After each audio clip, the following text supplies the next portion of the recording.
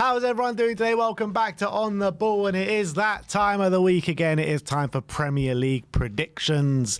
As you know, me and Sim have a scoring system between us. 100 points to myself, 89 points to Sim. So Sim's got a bit of catching up to do this weekend, and it's some very hard fixtures to call this weekend, actually. Some big clashes happening up and down the Premier League, right at the very top and right at the very bottom as well. But as you know, as the scoring works, it's 5 points for a completely correct scoreline, 1 point for a correct result on the star man. Once you pick that man, you can't pick them again for the rest of the season. 5 points for a goal, 2 points for an assist. How do you fancy your chances this week, Sim? Every week's an opportunity. Every week's a new week. Every week's an opportunity. Look, 11 points is nothing I haven't clawed back before. It's happened many times. It's twos and throws. It's a long season. It's a marathon, not a sprint. That's what I'm saying. That's most definitely true, as we've seen the last couple of years. But first up, 12:30 kickoff at St James's Park. Newcastle against Arsenal. We've both gone for the same scoreline here in 1-1. What's your thinking? St James's Park, very, very difficult place to go. I know Newcastle played a fairly strong team in midweek, the likes of Isaac Gordon all getting a run out. But Arsenal away from home, they do struggle to really open teams up and dominate like they usually do at home. And I think we've seen that with some of their away performances. They got obviously wins at Spurs and Villa, but if you watch those games, it could have panned out very differently. I think going to St James's Park, the way Newcastle like to be so aggressive, got Joe Linton, Tonali, Bruno Guimaraes in that middle three, Isaac Gordon in the front three as well. I think it's going to be really difficult for Arsenal to assert themselves. And I can see Newcastle getting quite a few good periods here, but Arsenal are still very resolute. They're still a very strong team. Odegaard may or may not be back. We'll have to wait and see what happens. I think Gabriel looks like he's going to be fit, but how if he's 100%, not 100% sure on that as well. So I think their defence, as much as they might have the people there, whether they're all 100% fit and ready to go is another question. So I have just gone for a 1-1 draw here.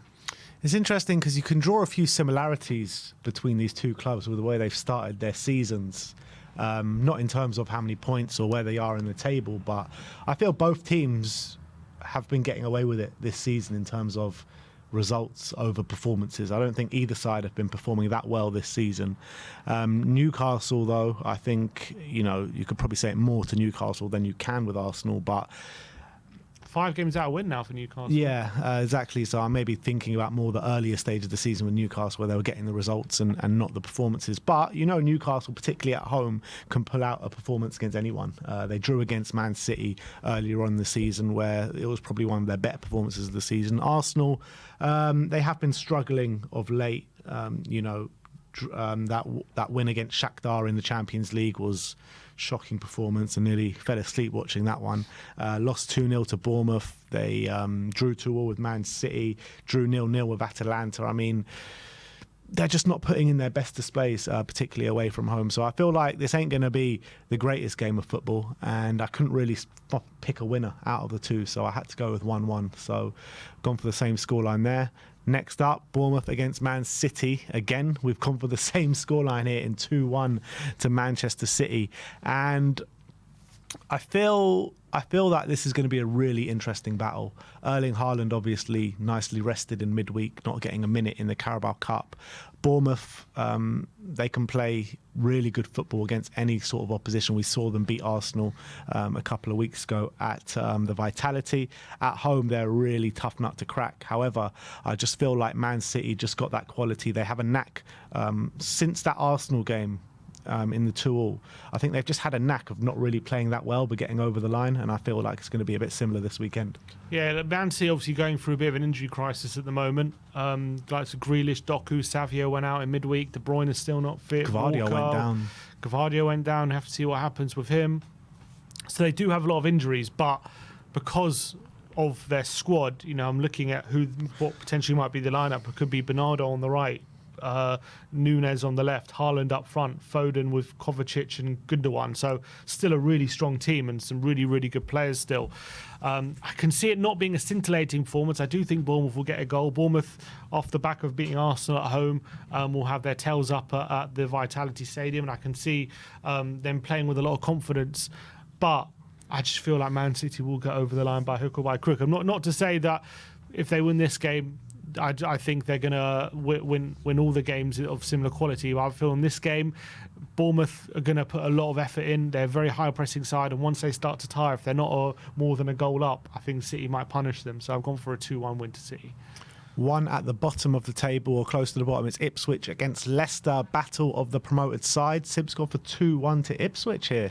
Going for their first win of the season. I am, and obviously it's so disappointing for them to lose against Brentford last time 4-3 in what was an unbelievable game. They were 2-0 up. Made a few changes in this game. 2-0 up, and they couldn't even see it out until half-time. Ended up being 2-2.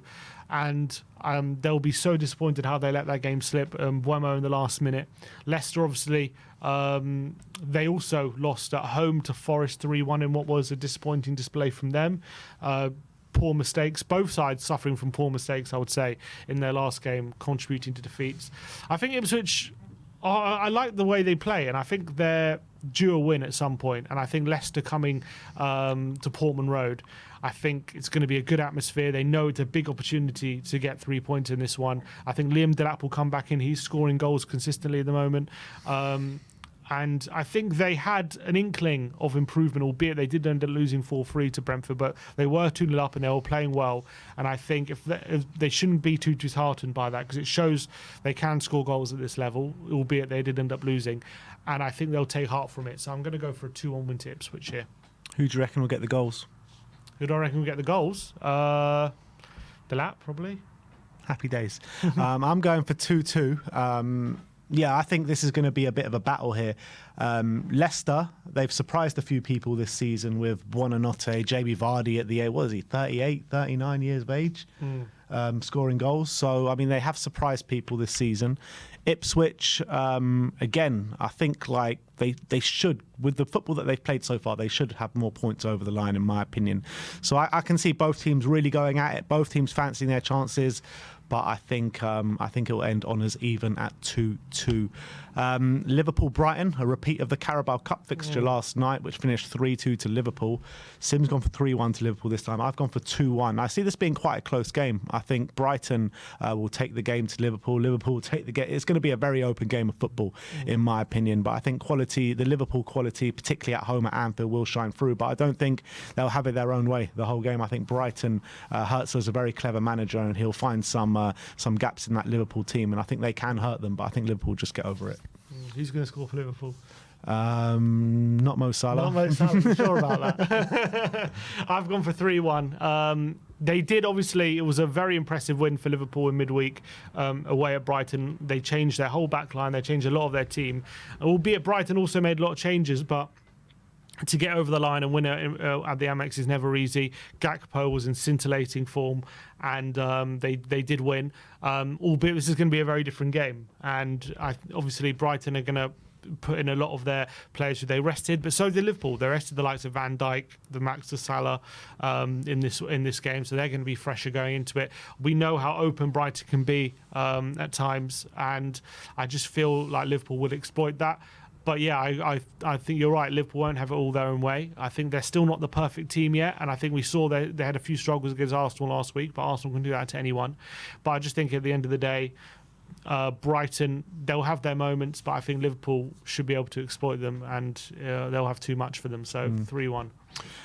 Forest against West Ham. This is a really interesting clash, isn't it? I've gone for 1-1. Sim's gone for 2-1 to West Ham. I feel like, West Ham finally got over the line and got a win. They're actually 2 wins from 3, aren't they? Because they beat Ipswich 4-1 and they lost to Spurs 4-1 and then they beat Man United. But I'm still not overly convinced by West Ham. They had moments against Spurs in the first half where they probably should have punished us more than they did. But against Man United, Ten Hag's last game, and they won it through a dodgy penalty. I'm still not convinced, but this Nuno team just keeps battering away the naysayers every week. Great win last time out against Leicester, beat Crystal Palace the week before. I feel like the way Nuno plays, he's going to kind of sit in his block, wait for West Ham to come and they're going to spring on them. Chris Wood is just on fire at the moment. So I feel like if Forest are going to score, it's going to come from him. But then again, West Ham, they've got their own qualities. Obviously, Mohamed Kudus is still going to be out suspended for this game, but they've got Jarrett Bowen. They've got Somerville, who played really well coming on the second half. So they've got a lot of attacking firepower to go at this Nottingham Forest side. And I feel like Forest are better away from home this year than they are at home. So I've just gone for a draw. I just can't see West Ham going there and getting 3 points. Yeah, I've gone for 2-1 to West Ham. I think their tails will be up a bit, albeit Forest as well will be confident. But as you say, I'm not as convinced of them at home as I are away from home. I feel like at home, when the onus is on them to attack more, and there's not as much space sometimes because they're not playing in this counter as much as in this counter-attacking style as they do away from home. They do get unstuck. They're very good with their fast wingers and very good one-on-one dribblers, but Wan-Bissaka's a very good one-on-one defender. So I think he can stop Hudson-Odoi. I think Gibbs-White, I think he's probably still out. I know Wood's on fire. But West Ham, interestingly, in the second half against United, did change to a back three. So I wonder if they do keep that formation for this one and kind of match up Forest, who usually do play a back three as well. So I think if they do that, I've just got a feeling that West Ham, with a bit of renewed confidence after that win against Man United, kind of, they dubbed it El Sacico and he got the win. And he's going to need to build on that, because if they lose this game, it's not going to keep the knives out, which they're definitely out for him. Well, before the United game, they were definitely out for him, especially from West Ham fans. So I've got a feeling that West Ham want to build on that victory, and I've got a feeling they will. So I've gone for a 2-1 win to West Ham.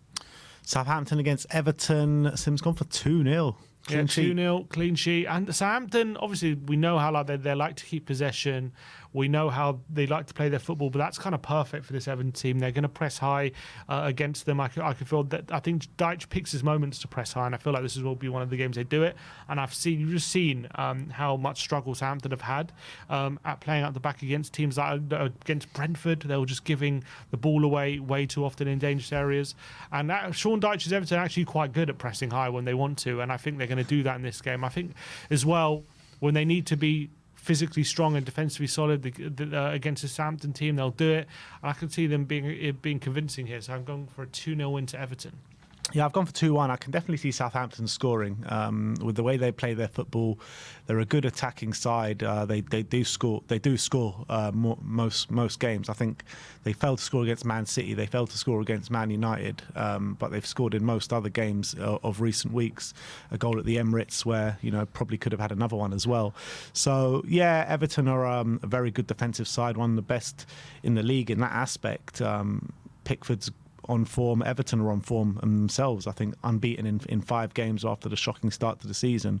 But yeah, I can see Southampton getting a goal here, but I think Everton will carry on their good form at the moment and win 2-1. Wolves against Palace. This is a very interesting game, isn't it? Obviously, Palace just got their first win. Wolves, I think they're yet to win a game this season, rooted to the bottom of the league. But both of them had a bit of a confidence-boosting result last time out. Wolves came from 2-0 behind in the last minute to draw against Brighton. Was it at the Amex or Mullen? Yeah, at the Amex. And Palace obviously beat Spurs by 1-0. However, I do think Palace are going to win this game, but I think it's going to be a really tightly contested game. I think both teams will come into it with a renewed sense of optimism, energy, confidence.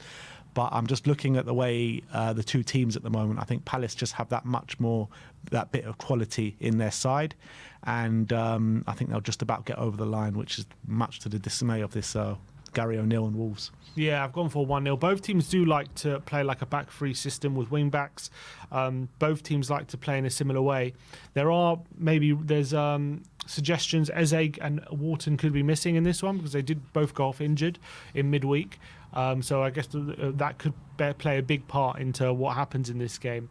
But I just feel like with the way Palace had a much better performance. And to be fair, if you're comparing Palace and Wolves, albeit Palace haven't had great results so far this season, Palace, the way they've lost games, only by the odd goal, usually been very, very close. Wolves, they've been battered in a few games and they've been conceding a lot more goals. And I look at the back three of Palace, Guehi, Chalobah, Lacroix. It's so strong, so physical. And I'm looking at the Wolves back front line, Cunha, like Bryn Larson. These aren't players which I think, are going to be able to cause them much trouble, in my opinion. I think they're going to be able to keep them quiet.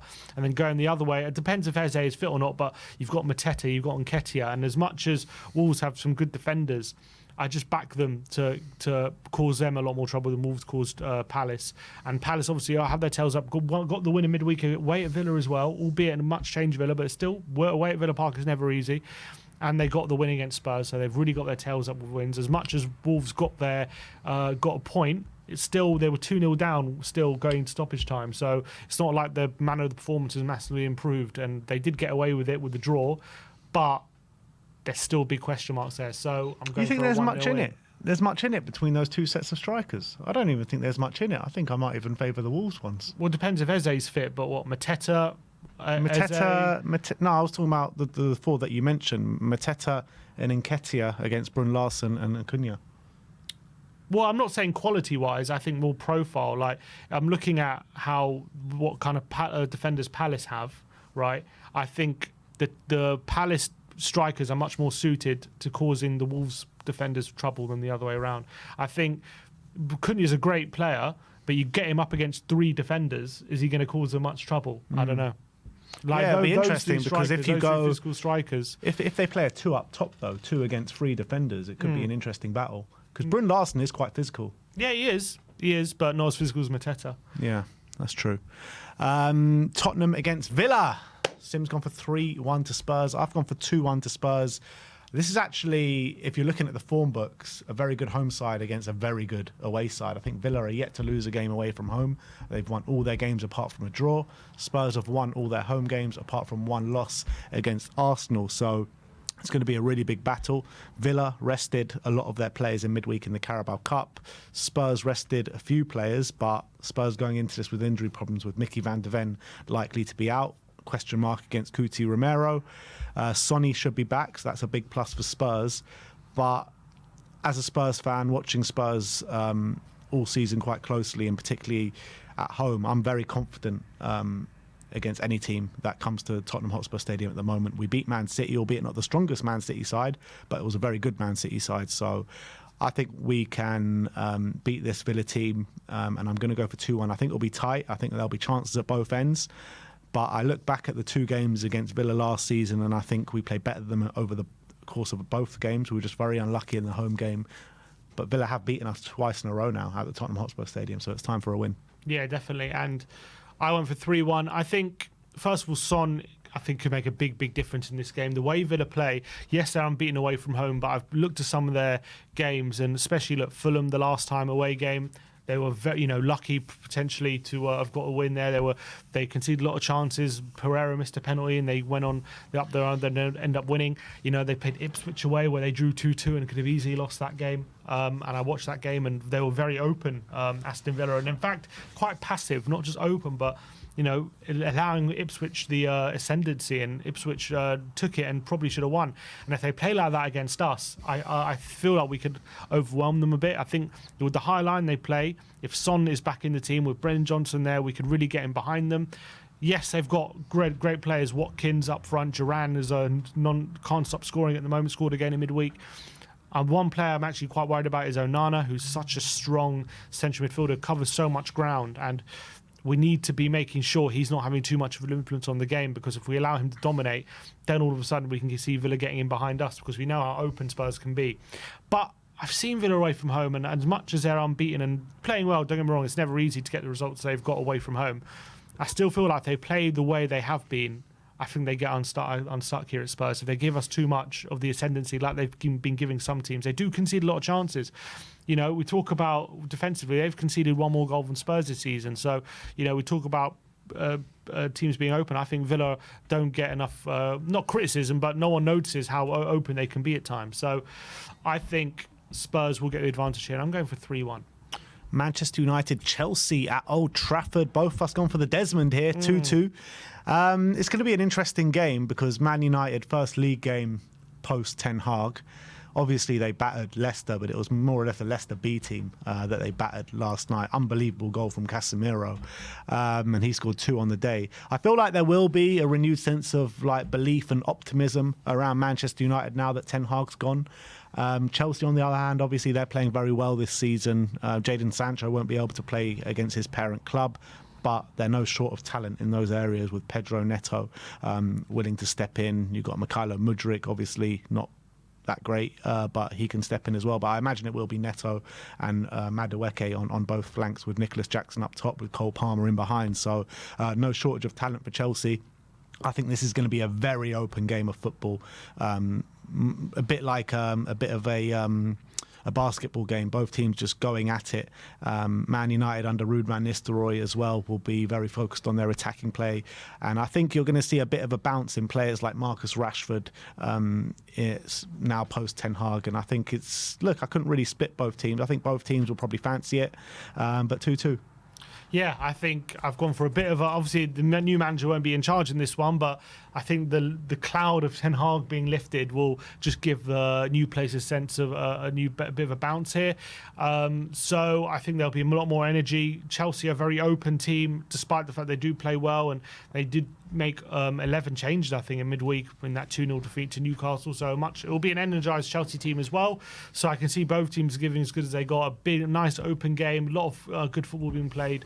United players looking to prove themselves ahead of the new manager coming in. So I've just gone for a 2-2 draw here. And last but not least, Fulham against Brentford. Monday night football at Craven Cottage. Sim's gone for 2-1 to Fulham. I've gone for 3-2 to Fulham. And I feel it's going to be such an open game, as it has been pretty much every week when Brentford are involved. It's literally rains goals in all of their games. Wisson and Buemo up top. But I feel at Craven Cottage, Fulham are such a good team. Marco Silva sets them up so well. They've got quality as well with their forward line, with Raul Jimenez. He's really back to his best. He seems to be on the end of chance for fun in every Fulham game. So I feel like this is going to be a game with a lot of chances at both ends. Raul Jimenez will get on the score sheet. Wissa will get on the score sheet. And Buemo, they're all going to get on the score sheet this weekend. But I feel like Fulham will just about do enough to get over the line. Yeah, I've gone Fulham to scrape it as well, 2-1. Look, two teams who should be well matched, actually, in terms of tactically. But I feel like Fulham playing very well at the moment, quite high on confidence. Jimenez is in great form, as you say. I really like the link up between Smith Rowe and Iwobi in the front line.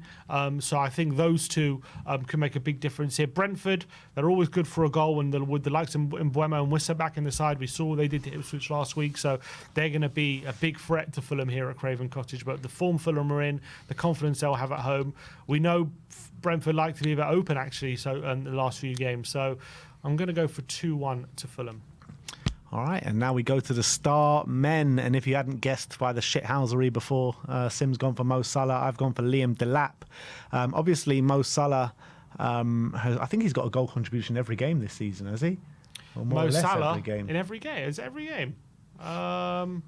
Maybe you're right. I don't know. Is it every? No, because they lost to Forest, so it can't be. So apart from the Forest game, I think every other game. Let's see. Mo Salah. Yep.